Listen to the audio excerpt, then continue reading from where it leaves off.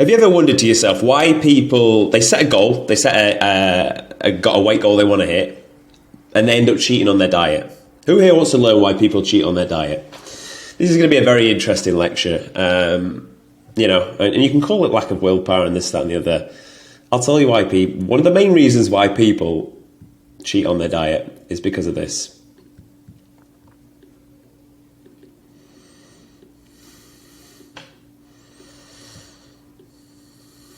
That's a fucked up drawing. This is them bending over to life. They get bent over by life all the time. Who here wants to be bent over by life? I know I fucking don't want to be bent over by life. Getting bent over by life to them is, oh, I had to go and see this person and he wanted to eat, so I had to eat. Oh, my missus wanted to go out for coffee. I had to get a certain coffee because I needed this. Oh, I'd not seen my mate in 3 weeks. In fact, none of the boys in 3 weeks. So when I went to see them, there was beers and I wanted to fit in. So I needed to eat. No direction, no control over anything in their life. They are passengers. Shallow passengers that just coast through life and somehow wonder why, oh, fuck, the cake ended up in my mouth. How did that happen? It's not my fault. It's not my fault, the cake. I had to go and do this for this person. You don't have to do anything for anybody. You are in control of your own life. You decide what you do, the thoughts that go through your mind, the actions that you take, the habits that you build, the people you see, even the conversations you have. You are in charge.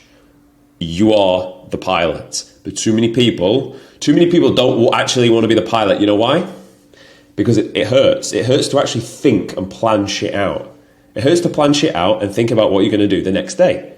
So what do people do? They outsource that. They outsource it to somebody else.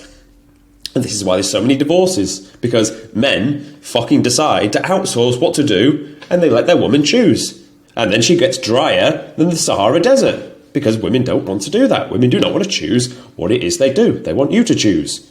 But they don't. Some men just don't want to think. They don't want to take the lead and do that option. And it's a shame. It's a real fucking shame. But this is why people cheat on their diet. Because, honestly, they're just a bitch. And it's really pathetic. Like, they could do more. They can say no, but it's uncomfortable. And they don't want to be uncomfortable. They don't want to be challenged. And I get that. Naturally, we don't want to be challenged. Human beings are not wired up to be challenged. You actually have to go through... I remember this a few years in the army, and especially at the last place where I basically put my whole life aside, decided to leave the army, move across the world to go and work as a personal trainer in a gym, but one that prided itself in the ability to beast their trainers and fucking grill them on shit that they were doing. So I had to go there with the mindset, I know nothing, and they're going to grill me on everything I do. So I go there with the mind of, my inner core is going to get attacked, and that's okay. And now, whenever someone comes at me with something, I pause, I listen. I first of all work out if they're credible and if what they're saying is even worth listening to, or if I'm just going to let my earflow passage take one through and out the other. And then off the back of that, I don't get bent over by these people. I don't get attacked. My monkey on my brain is not going, rah, rah, rah, he's attacking me, defense mechanism. No, because I've trained the muscle of being able to take on board criticism. Now, how can people improve on this? How can people stop cheating on their diet? First of all, just be in control of what it is you do. Decide, okay, I'm going to see these friends, and I'm going to decide where we're going to go. And if they don't want to meet me there, that's all right. I'm going anyway. If you don't want to meet me, fine. You need to decide what social events are you going to do on a weekend. Because let me tell you right now, if you're on a diet plan and your missus isn't, she's going to get very bored very quickly when you say, oh, I can't go out this weekend, I'm on a diet. Oh, no, I can't go to the pub this weekend, I'm on a diet. No, we can't go for coffee. Well, we can because I can have a black coffee, but because I'm on a diet, she's going to get very bored very quickly. And that's going to be a problem that will face you. And you'll be like, oh, this diet, I don't want to stick to it anymore because, me and the missus are arguing over it. And then you'll cheat because your environment wasn't set up. You know how you get around that? Already plan what you're going to do and make it fucking fun. Plan an adventure that you go off into the woods and get some fresh air in your lungs, and you have to navigate some weird rock face, and you have to throw her over your shoulder and carry her, and you can do that because you've been in the gym training and you're a beast. And then she'll gain a lot of respect for you because she's taken on an adventure and gets to enjoy herself. Didn't have to think about anything and plan shit. She's not making you spend your money because you couldn't be arsed planning something, so she's going to spend it for you and pick where to go, but she's not even that happy because she already knows what's going to happen. It's like a movie that she already knows what happens. She's bored, not even interested. So this is how you get around it. But you actively have to choose. You actively have to be the pilot and plan shit out. Structure your day. The amount of people that will just coast through life and do what they feel in that given part of their emotions.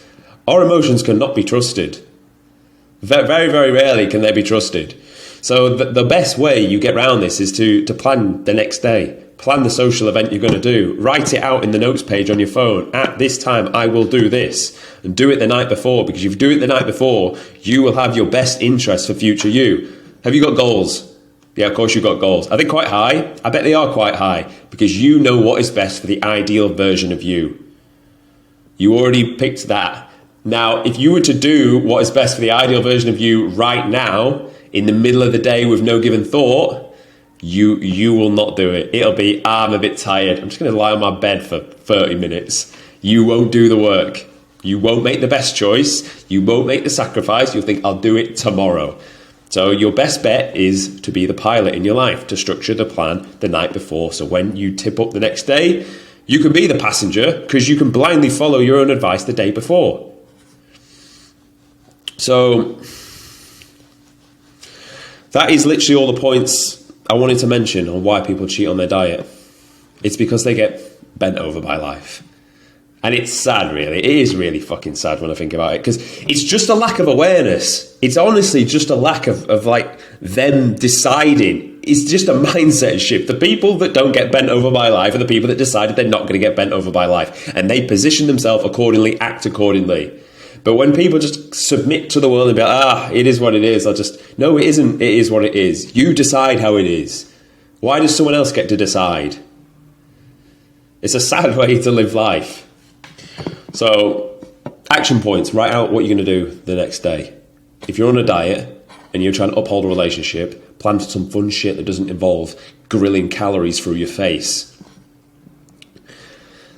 And that's all I'll say on that, boys. I hope it was useful, and I'll see you tomorrow.